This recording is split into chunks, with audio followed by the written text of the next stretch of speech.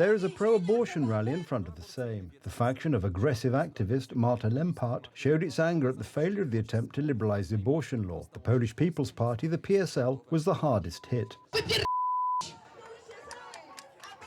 I mamy dwie koalicje. Jedna to jest Lewica i Koalicja Obywatelska, a druga to jest PiS, Federacja i PSL. Głosują razem. To jest ta nowa demokratyczna koalicja.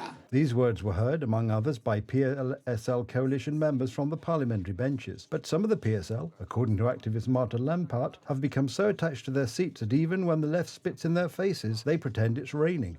We respect each other in the coalition. This is politics. There is no playing nice here. Szymon Hołownia, the Speaker of the Sejm, defended Władysław Kosiniak-Kamysz, but at the same time mocked him.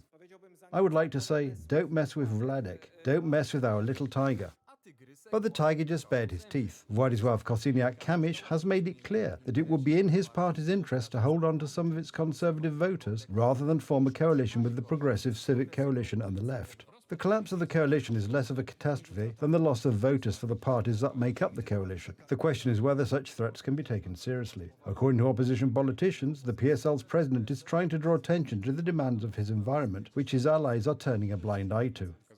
He sees the reality in the coalition, in which the interests of the PSL and Poland 2050 are neglected, while he has to keep a pretty smile on his face. Unfortunately, instead of a real Bengal tiger, we have a cardboard cutout who can't even keep people's attention. And so, instead of meaningful work on security, international policy or protecting Poles from inflation, the government offers us another episode of coalition frictions. Today, Poland doesn't have the luxury of arguing about such trivialities, such cultural squabbles. We have the Russians on our eastern border. We have a crisis in the EU. The whole world order is shaky. Let's concentrate on what makes Poland stronger. The problem is that in the pseudo-reality created on the 13th of December, Poland is strengthened by keeping law and justice out of power. That is why Władysław Kosiniak-Kamysz would probably agree with Waldemar Pawlak's words from years ago. The coalition must go on. Maciej Strug, TV Republika.